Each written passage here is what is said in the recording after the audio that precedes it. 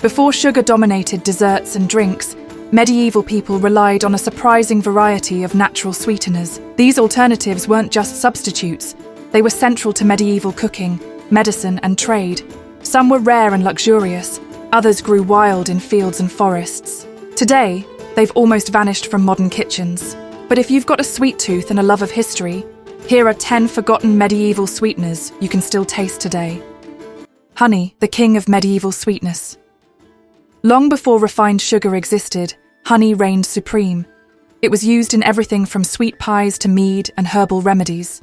Monasteries kept beehives, and honey was a valuable trade good. It was prized not only for its sweetness, but also for its medicinal properties, used to treat wounds, sore throats, and digestive problems. Thick, raw, and full of wildflower notes, medieval honey tasted far richer than the pasteurized kind we find on grocery store shelves. Beeswax was also used in cooking, candles, and cosmetics. In short, honey wasn't just a sweetener, it was an essential part of medieval life. A spoonful of honey was a spoonful of status, health, and flavor. Barley malt syrup, the brewer's sweet secret. Barley wasn't just for bread and beer. When sprouted, dried, and mashed, it created malt, a natural sweetener used in early baking and brewing. Malt syrup added a deep, nutty flavor and was less perishable than honey. It gave breads a golden crust and helped preserve baked goods. Brewers also relied on it to feed yeast and create alcohol. Its unique flavor made it a staple in medieval kitchens, especially in Northern Europe. Malt was considered liquid gold by brewers and bakers alike. Today, it's a niche product mostly found in health food stores, but back then, it was one of the tastiest and most reliable ways to sweeten a pot. Carob, the chocolate imposter. Carob pods grew around the Mediterranean and were valued for their natural sweetness and resemblance to chocolate. Unlike cacao, carob contains no caffeine and is naturally sweet, making it perfect for medieval monks and herbalists who used it in tonics and powders. Ground carob was added to baked goods, mixed into porridges, and eaten dried as a chewy treat. It was also considered a symbol of purity and restraint. Carob trees required little care and thrived in poor soils, making them ideal for peasant gardens. While modern foodies might raise an eyebrow at it, medieval cooks considered carob a go-to sweetener with nutritional benefits and spiritual symbolism. Grape must. Before grapes became wine, they became must, a thick syrup made from freshly crushed grape juice, skins, and seeds. In medieval Italy and France, grape must was boiled down into sapa or defrutum and used to sweeten everything from stews to desserts. It added a deep, fruity richness and was also a preservative. Romans loved it, and medieval cooks carried on the tradition. Its rich taste and low cost made it a popular sweetener, even among the poor who couldn't afford imported sugar. You can still find it today as mosto cotto in Italian cuisine. It was sweetness straight from the vineyard. Date syrup, sweetness from the desert. In southern Europe and the Middle East, dates were a luxury fruit, and their syrup was a rich, sticky delight. Made by boiling chopped dates in water and straining the liquid, date syrup sweetened everything from bread to sauces. It was often used in Arab-influenced regions of Spain and Sicily during the medieval period. The syrup was praised for its energy-boosting properties and medicinal uses, believed to nourish the body and mind. It was also used in religious feasts and ceremonial dishes. Today, it's seeing a small revival among natural food fans, but in medieval kitchens, it was already a prized pantry staple.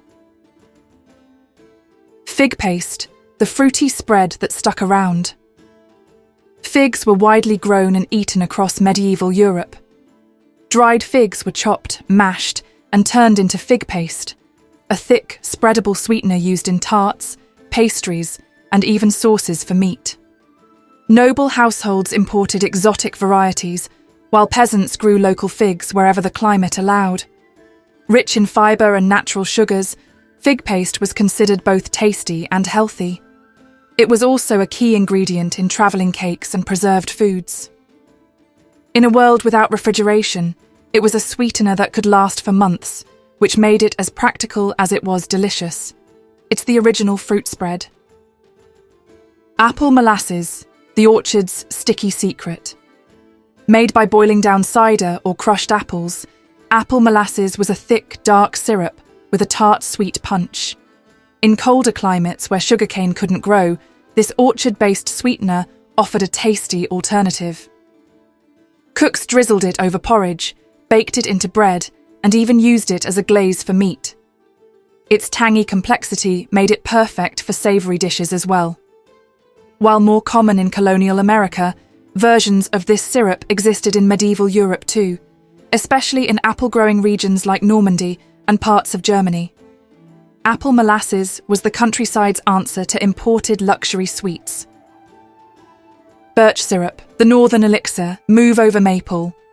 Birch syrup was the original forest treat.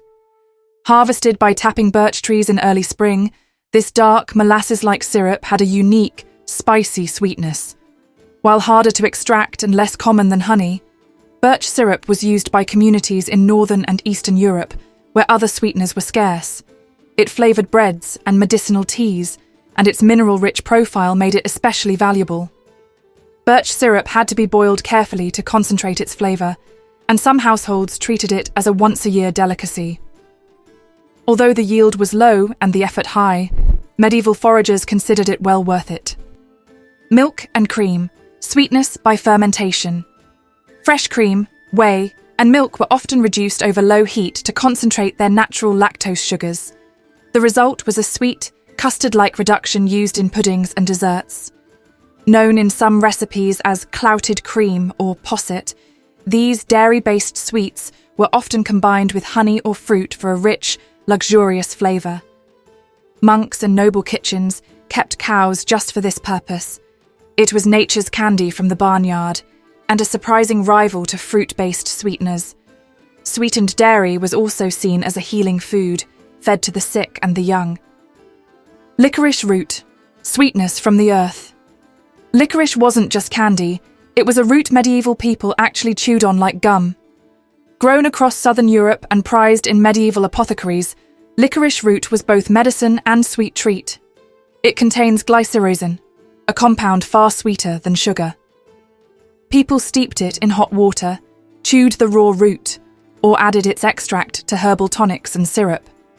It was thought to soothe coughs, ease digestion, and even boost energy.